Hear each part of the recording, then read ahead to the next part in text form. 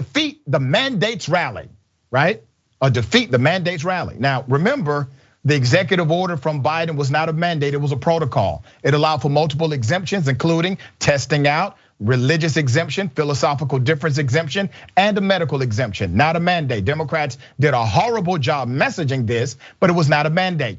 And while they're jumping around saying the Supreme Court won, it was a win for the conservatives. No. Supreme Court actually upheld that the federal government has the authority to mandate vaccinations. It just had a category that was allowable. The US military already is included in that. Now healthcare workers are included in that, and that may actually expand. But still, that doesn't stop, let not the truth stop you from a good narrative. So the narrative of this rally was to defeat mandates, okay? Thousands of anti-vaxxers descended upon DC this Sunday for a rally against vaccine mandates. Speakers who attended ranged from Robert F. Kennedy Jr. And others. It was quite interesting. So here's what I want to do. Let me remind you of the mindset of individuals who are involved in these types of protests and rallies. Here's one video. We are fighting a war. It's a war on our health. It's a war that's been going on for decades, and it's waged by the pharmaceutical industry. They have always put profits before patients. That toll has been heavy over the decades. It is now a crime against humanity. We've known now for 2 years that there are cheap, safe, highly effective, and widely available medicines that can treat this disease. We are in a war of information. That's why we need you. We have to get this critical information out to save people. People are dying. They are killing us with censorship and propaganda.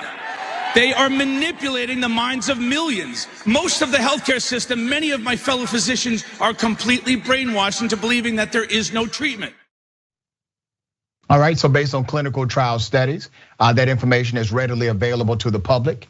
One of the things supported by this rally was ivermectin. Once again, clinical trials show it does not prevent nor effectively treat COVID-19. This is based on clinical trial studies, peer-reviewed research.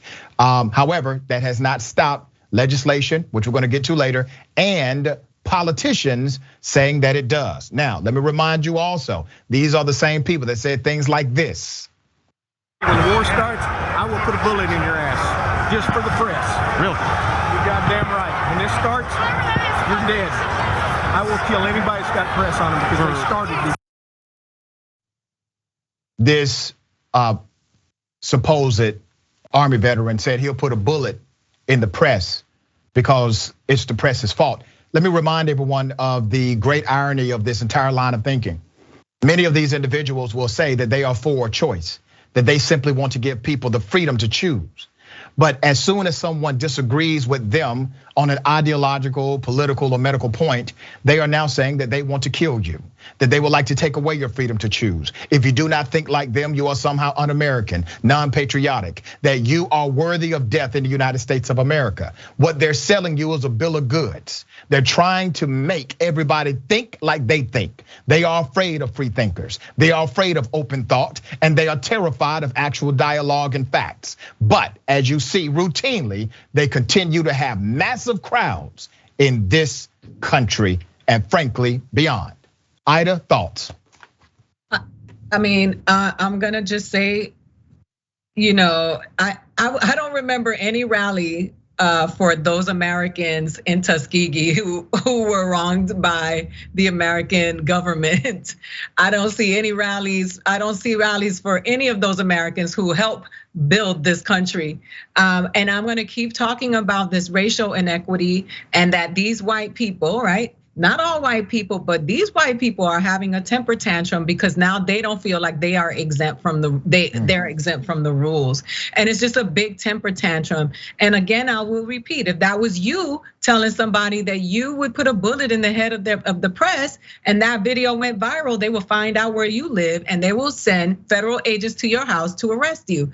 But we have lost our way.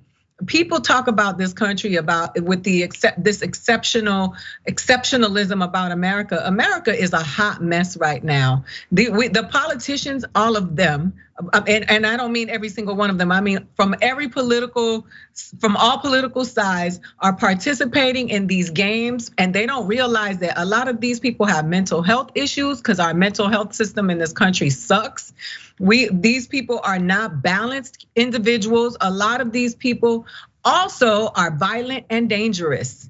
And they laugh at this stuff, but people who go in and shoot theaters and shoot elementary schools and shoot churches look like that person that you just heard. And we have to stop taking that stuff lightly, because that is the kind of stuff that then later manifests, and then we act like we didn't know where it came from. We act like, oh, what happened?